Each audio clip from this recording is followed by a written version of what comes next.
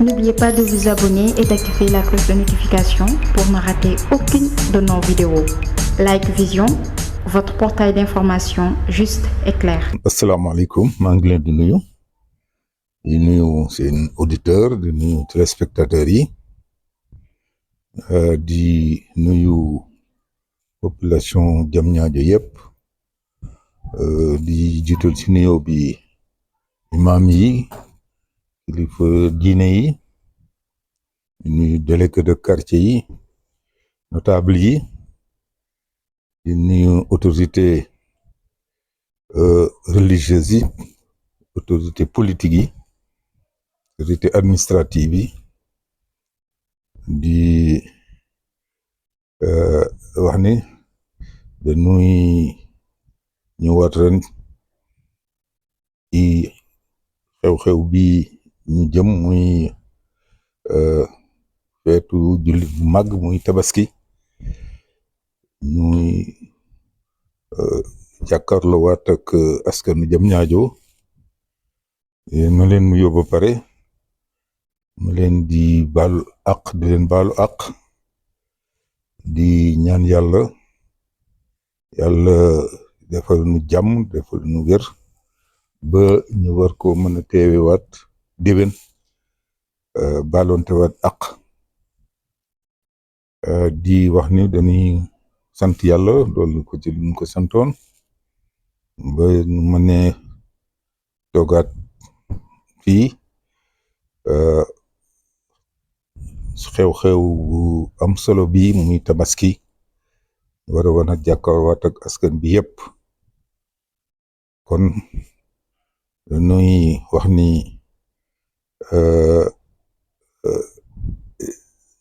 sama qualité de maire damay war a wax ni dañuy njukkal askanu Diamniadio di leen di wax ni ñi ngi ànd ak ñoom vraiment ci liggéey bi ba tax na ren maanaam nu jàpp ni wax dëgg yàlla am na jéego yu am solo yoo xam ni yii commune bi def na ko te duñu ko mënee def parce que ñëpp jàpp nañ ci population jàpp nañ ci équipe municipale bi mi ngi ci liggéey muy les conseillers municipaux muy les agents municipaux ñi ngi ànd ak man ci liggéey bi di ma ci jàppale bu baax a baax mais nag loolu du doyul doon rek ci la yem xëy na liggéey bi dina sooxe mais yàlla def na wax dëgg yàlla muy askan bi couche yëpp doo ko seete ñu ngi ci am taxawaay ñi ngi ci sant bu baax imaam yeeg kilifa diine yi dinu jàppale dinu ñaanal mais ñi nga xam ni aussi ñoo yor nag ci boppu askan bi muy délégué de quartier yi aussi gis nañu taxawaay bi ñu ci am farlu bi ñu ci am en tout cas pas-pas bi ñu am pour képp lépp lu ñu leen jox ci responsabilité mission boobu ñu xam ko ñu ngi ci doxal di ci góorgóorlu na mu ware dëgg la jamono neexul jafe-jafe bari na ba tax na lépp loo nit di def rek doo ci amee résultat rek war nañ la njukkal félicité la encouragé la parce que du lu yomb ci jamono ji ñu toll waaw ñëpp xam na ni askan nit ñi soppeeku nañu jikko yi changé na dégg bi des na gëm sa sa dëkk sa koñ sa société mi ngi wàññeeku bu baax a baax ci fànn yu bari mais teewul vraiment jàpp nañ ni nun au niveau de la commune de Diamniadio wax dëgg yàlla foo ko seete rek natte ko ci couche bu ne rek gis nga ni am nañu taxawaay bu am solo boo xam ne bii ñu ngi koy def wane ni gëm nañ bëgg nañu seen commune gëm nañu ñi nga xam ne ñi ñoo nekk ci bopp commune bi ñu ngi ci ànd ak ñoom nag vraiment taxaw pour yokkute gi développement Diamniadio gën a leer gën a fës gën a yokk loolu noonu gis nañ ko ku jaar aussi Diamniadio gis ko ñu ngi en tout cas ci yoon wi eggagunu nag fi ñu ko bëggee mais ñu ngi ci yoon wi yaakaar naa ni yàlla dafay jàmm aussi yi ci tegu doon xase ba teg yenn base yi yenn fondation yi yenn jalon yi li ci des xëy na dootul jafe c'est comme ni ñu koy waxee toujours rek lépp luy ndoorte lu nuy door faut que àla kulli àlin mu jafe tax na mu seetoo depuis 15 ans yi ñu fi def bi ñu fiy ñëw ko comparé tey jii ak fi dëkk bi toll da ngay xam ni am na taxawaay bu ñu fi def am na lu ñu def mais nag damay jàpp ni toujours rek am na chantier bi des na loo xam ne lii aussi en tout cas yaakaar naa ni vision bi xam nañ ko pas-pas bi am nañ ko xalaat yi am nañ ko yoon yi ñuy jaar aussi ba egg foofu ñu teg nañ ko je crois que yàlla dafay jàmm dina gën a suqali dëkk bi ba képp ku fi dëkk di fi yeewoo yàlla dafa nga am vraiment nekk ci condition ci anam yoo xam ne yi doo envier doo ñee kenn koo xam ni kii mi ngi ci beneen dëkk la seule preuve ci loolu mooy ñëpp xam na ni jafe-jafe am na ci wàllu administration des collectivités territoriales compte tenu situation bi nga xam ne bii depuis 3 ans mi ngi am ci au niveau syndical mais teewul ñi nga xam ne ñi ngi nekk ak ñoom di waxtaan ak ñoom ñu xam aussi ni la kuliyalin dëkk bi mënula taxaw il faut que mu dox parce que taxawee ñëpp a koy yëg alors ñu bàyyi ci xel bu baax di ci ànd ak ñun du ñu observé wul yëpp mais ñu ngi nuy jàppale ci fànn yu bari yoo xam ni dina tax moo tax quand même ñu war a mën a def jéego yooyu dañ leen ci gërëm di leen ci jukkal bu baax di woon ni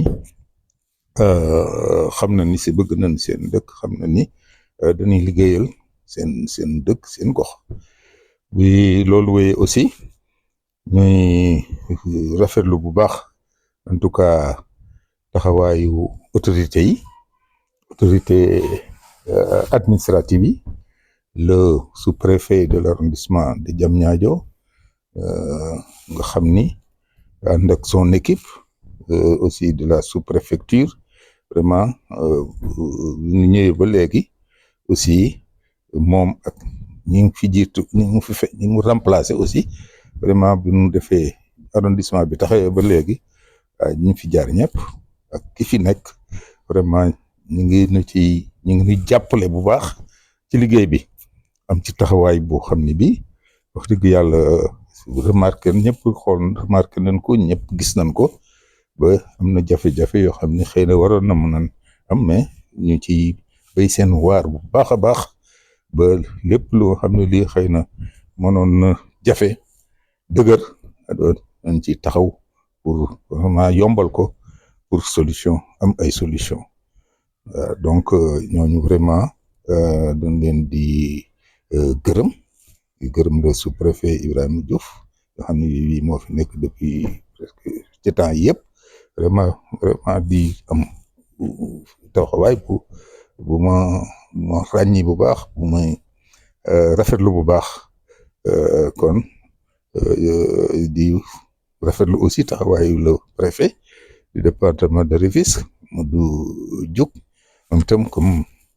Ibrahima vraiment bi mu ñëwee ba alors relation yu huilé la ñu am relation yoo xam ni wax dëgg yàlla amul lenn lu ci gàkk donc taxawaayam wala mission mi ngi koy defar doxal bu baax diñu jàppale à un autre niveau Diamniadio aussi li fi waroon a am peut-être ñu mën ko wax comme jafe-jafe ñoom ko autorité administrative en tout cas ñu ngi ciy taxaw den ci accompagner di régler en tout cas résoudre problème yoo xam ni vraiment lu am solo la parce que ñëpp xam na ni Diamniadio dookul commune bu ndaw commune boo xam ne bii c'est une commune particulière aujourd'hui man na ni ça fait partie du poumon Sénégal parce que ñëpp xam na ni Dakar léegi nit ñi ñëpp a ngi jóge di ñibbisi di ñëw d'ailleurs raison booboo taxoon sax pôle bi am loolu wax dëgg yàlla mouvance boobu basculement boobu population bi ñu ngi koy sentir bu baax donc problème yi fu mu ñëwee rek problème yi day yokku nit ñaa ngi ñëw habitat ya dëkk baa ngi yokk bu baax et les comment dirais-je les sociétés aujourd'hui aussi puisque compte d'une situation géographique u Diamniadio xam ni vraiment mooy porte d'entrée Dakar nekk aussi buntu Dakar ngay jaar ñëw dooy dem fa ngay jaar donc mu nekk zone stratégique aéroport bi nekk fii port bi nekk fii yu bari nekk fii pôle bi nekk fii avec les ministères et tout donc dëkk bu am loolu ala kuli alin il faut que nit ñi ñëw puisque day xëcc nit ñi li fi nekk ci nit par rapport aujourd'hui il y a 10 ans presque multiplié ko noonu ko par 4 fi mu toll tey ak fi mu jëm ëllëg donc loolu il faut que ñun ñu jël ko en compte autorité administrative yi aussi jël ko en compte ñu xam ni commune bi commune boo xam ni bii expansion yokkoom dafa gaaw ba infrastructure yi ci war a am aussi ñu ngi ciy wax ak autorités yi administratives yi pour que au niveau de l'éducation infrastructure scolaire yi ñu yokk ko bu baax infrastructure santé bi aussi mu yokk bu baax yi nga xam ne aussi la voirie yi nga xam ni aussi dëkk bi a ngi yaatu ñu bëgg am en tout cas ay yoon yoo xam ni fu nit ñi war a jaar jóge fu nekk fa jaar ñu yombal mobilité bi yombal déplacement bi parce que ñëpp xam na ne aussi Diamniadio ñun sunu principal problème c'est un peu la voirie parce que c'est une zone la boo xam ne bi suuf si ñëpp xam nañ ko ban la argile la boo xam ne bi sax day gonfler là c'est la mooy jafe-jafe surtout Diamniadio ñu ngi ciy góorgóorlu bu baax ndaxte bi ñu ñëw en 2009 2010 kenn mënul woon a jóge ci quartier dem ci beneen quartier impossible donc léegi mobilité boobu en tout cas am na mais nag li ci des mooy fexe ba yoon yi gën a baax yoon yi gën a defar bi gën a aw yoon muy nekk dëkk boo xam ni dañ ko war a pavé parce que pavage boobu mooy li nga xam ne lii mooy tax yoon yi yàgg dëgër wala ñu buddi ko goudronné ko yoon yi yàgg dëgër am na yu ñu def ci pavage am na yu ñu def ci goudron mais nag doyul ndaxte Diamniadio dafa rëy léegi s'étend sur presque disons 15 kilomètres sinon plus de long 20 kilomètres nga dëkk bu lu mu toll noonu aussi pour que voirie bi vraiment mën ko mu mën a ñoŋ baax dafa laaj beaucoup d'efforts donc il faut que donc c'est mooy suñu préoccupation ñu ci taxaw nag ànd ceeg autorité administrative comme ni ma ko waxee léegi ñi ngi ci nas di xool nan la ñu war a nu jàppale ba lii ma wax ci wàllu njàng mi ñoŋ parce que njàng mi pour mu ñoŋ il faut que xale yi nekk ci condition yu baax mënuñu nekk Diamniadio aussi mu am des populations yow loo xam ne day multiplier wu par presque 4 ou 5 alors que même infrastructure yooyu des bien que nous au niveau de la commune sincèrement comme je l'ai dit def nañ ci avancé bu notoire parce que classe yi fi nekk depuis ma ñëw ba léegi man maa ko fi def partout j'ai ajouté des classes un peu dans toutes les écoles voilà pour les postes de santé presque j'ai conçu tous les postes de santé les maternités j'ai conçu tous les maternités mais nag puisque population day progresser di gën a jëm kanam alors je crois que l'appui de l'État war na feeñ fii ci Diamniadio parce que wax naa ko léegi Diamniadio nurootuwul ak yeneen communes yi commune boo xam ni bii chaque année des milliers de personnes ñëw avec seeni progéniture seen doom kooku nuruwul ak beneen commune ci Sénégal bi ma njëkkee rencontré président Macky Sall mu recevoir ma sama première préoccupation li ma gën a na ñor mooy voirie Diamniadio parce que xam naa ni mu tëddoo ni mu bindoo il faut que effort am ci effort état puisque commune bi amul du am moyen pour régler ce problème moo tax bi ma demee moom laa ko njëkk a posé comme doléance et wax dëgg yàlla aussi bi ma ko waxee il a bien compris xam na ko nangu na ko parce que yàgg xam na Diamniadio ni mu mel mun moom monsieur le maire il y a aucun problème on va vous accompagner par rapport immédiatement il a donné des instructions pour que chaque mois par le biais de la DGPU mu waroon ko doon piloter chaque année ñu dugal mettre à la disposition de la commune 500 millions ñoo koy gérer nag c'est pas la commune qui gère mais c'est la DGPU qui gère qui engage les travaux qui engage une entreprise gérer ko de bout en bout yàlla def na nag y a eu beaucoup de ratés am na loo xam ne lii wax dëgg yàlla gis na ni jaarul yoon puisque si en 2015 en 2005 20 lépp waroon na pare les cinq phases woon chaque année on devait mettre 500 millions mais aujourd'hui on est en 2025 ñu ngi ci 3e phase bi eggalaguñu ko c'est récemment que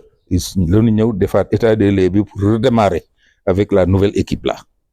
donc ñooñu ñu ngi leen di engagé vraiment ñu engagement boobu ñu jël pour continuer les travaux ñu ngi ñaan yàlla jàppaleen bon ko eggale ko puisque du eggee dëgg yàlla dina feeñ ci kii Diamniadio ci visage Diamniadio ci mobilité biir Diamniadio puisque déjà 2,5 yi ñu fa def rek xaw na tane foofu la am na goudron am na pavage et cetera il reste donc presque 2,5 donc duñ ko defee dinañu permettre vraiment ñun ñu gën a souffler au niveau de l'administration communale suñu ressources peut-être ñu mën ko orienter ailleurs mais déjà on oriente beaucoup de ressources sur la voirie xam nga voirie dafa cher 1 kilomètre 200 de voirie ça fait presque 500 millions 500 millions pour 1 kilomètre 200 de bitume ça xam nga c'est pas à la portée de toutes les communes c'est cher état bi moo la mën a jàppale donc maa ngi lancer un appel à la direction de la DGPU pour que vraiment ñëw nañu avec de bonnes intentions pour continuer les travaux ñu ñaan yàlla vraiment liggéey boobu ñu taxaw ci jàpp ci pour que dans les 2 ans qui viennent il puisse terminer vraiment les 5 phases. Il est vrai que aussi il y a le Promoville ñëw na fi aussi, on était avec eux, ils ont fait l'état des lieux ba waroon a démarrer, mais dafa fekk que malheureusement Covid bi dafa dugg, c'était en 2020. Bon, avec le Covid, il y a eu peut-être interruption, il y a eu des retards, mais ba léegi quand j'ai rencontré le directeur, m'a dit que le programme est toujours maintenu et que avec la situation là, tout changé rek, on va démarrer ces travaux là. Dañu bari dañuy woo di ñu laaj ñoom gis nañu yéen a ngi def lii, enfin ñu nu jege surtout di xool di apprécier di gis nañu def ngeen lu bari au niveau de l'éducation, au niveau de la santé, au niveau de l'eau, de la réduction d'eau, au niveau de l'éclairage public, au niveau des cimetières, clôture d'écoles, maternité, etc. Mais ñu bari gisuñu xamuñu ko parce que vous ne rendez pas visible li ngeen di def. Donc on a jël nañu la décision ni avant l'hivernage ñu ngi ciy préparé wu, am nañu benn kii bu ñuy def public reportage bu nga xam ne bi ñu ngi ko war a def avec le responsable de kii là de la communication, mooy kii Diallo, Mohamed Diallo, xam nga c'est lui qui prend un peu le relais avec le voyage de l'autre là, de Yacine. Donc ñu ngi ci, on a tenu une séance de travail. Xam naa après on va vous impliquer peut-être par rapport à ça pour que yéen aussi ngeen xam nu muy demee. Il y a quelques retouches, quelques finitions yoo xam ni moo des. Ces finitions là nag je crois que d'ici peut-être 2 semaines après le Tabaski, 2 semaines après, je crois que tout va être dinañ ko boucler. Comme ça, à partir de ce moment, dinañ mën a def l'ensemble des réalisations pour procéder à une inauguration ñu war a def. Mais je vous assure que beaucoup de projets ont été faits et je crois que tout le monde ñëpp jàkkamte nañu nit ñi gis ni def nañ lii. Kooku moom je crois que inchallah on le fera. Pour vraiment le projet du stade municipal dans le petit cadre JOJ yi nga war a def des Jeux olympiques de la jeunesse, ñëpp xam na ni c'est en octobre 2026. Alors tenir nañu beaucoup de réunions avec le comité, et que la dernière réunion bi ñu tenir ça fait tout juste peut-être 3 semaines, mais le projet est maintenu et que ça va démarrer. Ils l'ont confirmé que ça va démarrer. Comme c'est en octobre 2026, donc il nous reste presque 18 mois pour les Jeux là. Donc en 1 an, le projet peut être finalisé. Donc on craint que am na retard, mais xamee ni octobre la dinañ xam ni délai boobu d'ici là on a presque 18 mois, donc je crois que ce délai boobu c'est suffisamment long pour permettre en tout cas de construire ce stade. Et j'ai fortement insisté sur ça parce que c'est un engagement qui a été pris, population yi et surtout jeunesse bi ñu ngi xaar loolu. Donc ça impérativement war nañ ko def. Ils m'ont rassuré que ça va être fait. Donc à ce niveau il y a pas de problème. Voilà, donc maa ngi leen di gërëm di rafetlu bu baax échange yi puisque vraiment presque échange la bi ñu ñëwaatee encore jàkkaarloog askan bi ci xew-xew bu màgg bi, xew-xew diine bi muy Tabaski, ñuy baaluwaat ak di baal ak askan bi yëpp, di wax ni dëkk bi ñun ñëpp ñoo ko bokk. Du baaxal maire bi rek, du baaxal équipe municipale bi rek, ñëpp ku fi yeewoo rek dina nga ci gis sa bopp. Donc je crois que pour tabax ko, pour développer ko, dañuy sàkku jàppale askan bi yëpp muy góor muy jigéen muy mag muy ndaw ku nekk am nga pierre boo war a teg pour ñu construire cette cité bi nga xam ne mooy Diamniadio donc loolu daal laay ñaan yàlla dinañ ko yàlla defal ñaa ngi ñaan ci bis bu tedd bi bis bu màgg bi lépp lu nu ñaan yàlla nañ ko yàlla defal mais ñuy ñaanal aussi suñ kilifa diine yi muy imam yi muy kilifa diine yi nekk ci dëkk bi puisque kilifa diine yi wax dëgg yàlla Diamniadio moom defe naa ni liñ fi nekk am na solo lool mais ñëpp ñu ngi taxaw aussi di ñaanal donc ñooñu aussi ñu ngi leen di ñaanal yàlla defal leen wérle puisque damay wax toujours ni yéen li ngeen di defal askan wi kenn mënu leen ko fay parce que du doom du doo yow yaay yéen ñooy ñëw tudd du nit xale bu góor waree takk jabar yow yaay ñëw maye football maye du nit wàññi ko yaay ñëw jullee ko ñetti étapes yooyu mooy les étapes essentielles ci dundu doomu aadama te yéen a koy assurer donc yéen dañ leen war a ñaanal ngeen yàgg fi ngeen wér ba li ngeen di liggéey yàlla gën leen ko manloo ngeen ñu ngi en tout cas du ma noppee di leen ñaanal yéen di ñaanal aussi